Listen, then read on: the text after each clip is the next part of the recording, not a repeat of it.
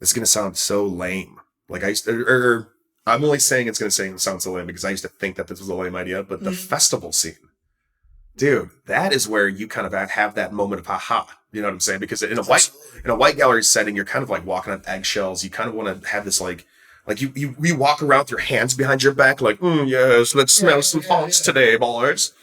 And you just like put out this posh kind of like professionalism, which I feel like there's a facade to that.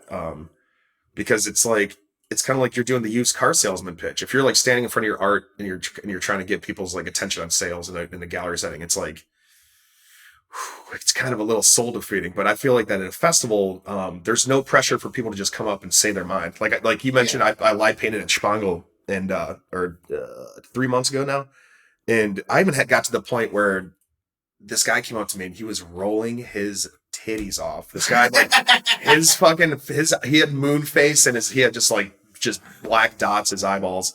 And he came up to me, he's like, man, I'm fucking slacking on some gum. And I could hear him just like through the music, I could hear the gum slacking. He's got like 4 pieces in there. Yeah, dude. Yeah. It's that's like his GPS signal.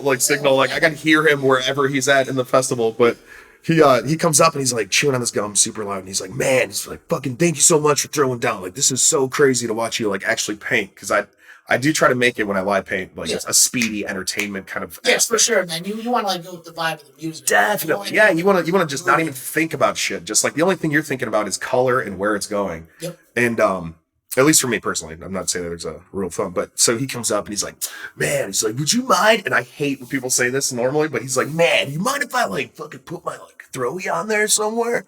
And I was like, what? I was like, yeah, you know what? I was like, I love this moment right now so much.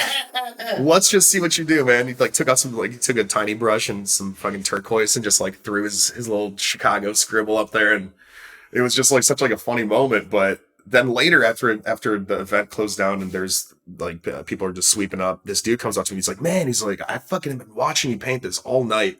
Like, what was up with that? Did you collab? I saw somebody working on it too. And I was like, oh no, that guy was just like in his own world. And I just wanted to amplify the energies. You know what I'm saying? I just wanted to keep the balloon in the air for this man.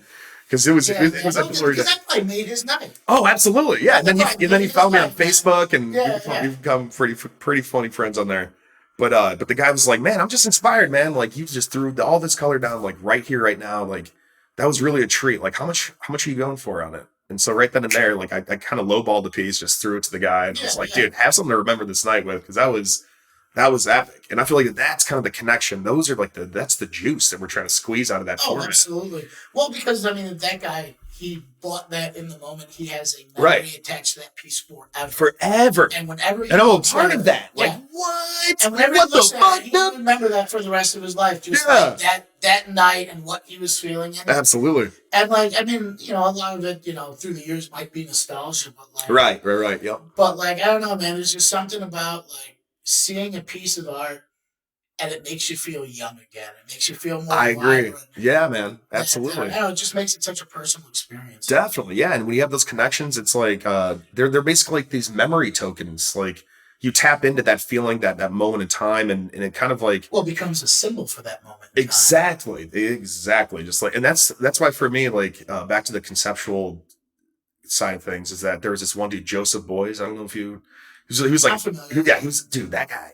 It was like the first conceptual artist that I tapped into where I was like, this guy fucking gets it. And then I learned that he was kind of the forefather of it. And then everybody just started using his formula of like scientific method and making these obscure connections through elements of variables. And he said this one thing that I still say constantly to people, which is he didn't like to go to the galleries. He liked to go to the studios because in his mind, like, I don't know his word for word kind of response to it, but he was basically making the point that when you're watching a painting happen or when you're watching a thing being created, that's the life of it. Like that's when it's living. Like this thing is like a living, like not maybe breathing, but it's this like formulaic expression of just like, you don't know where you're going with it for the most part. Like even when you do know where you're going from it, you still don't know until you are working on it. And so what he said is when you go to a gallery, you're going to a wake. You're going to an open casket kind of funeral introduction where the painting's dead. You're here to glorify the body of it. Well, a lot of it just going back to like, the idea of a symbolic moment.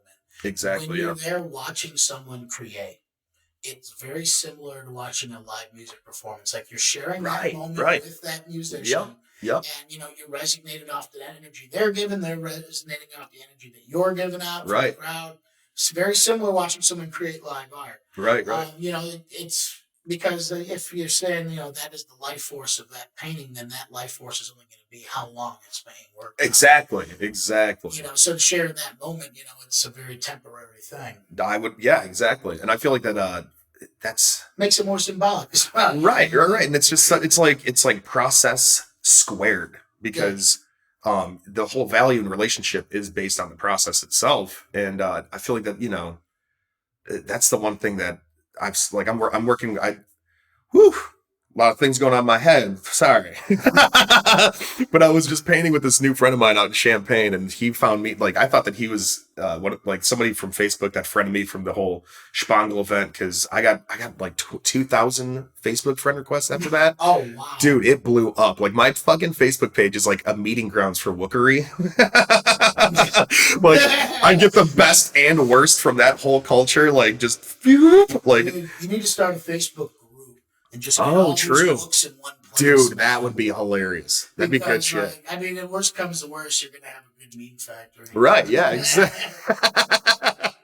But a lot of screenshots on that page, you know what I'm saying? Well, the books, they're very similar to the monkeys.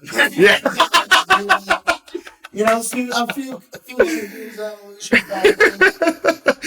It'd be funny to bring a wook with me, I feel like the monkeys would love the wook. That's what I'm saying. They start grooming them and shit. They're like, I got a bunch of snacks up in here. Yeah, dude, particularly if you got a good guy with a lot of dreads, they'd be about it. Dude, they probably would, yeah. Yeah, until they just start taking your dreads from you. Right.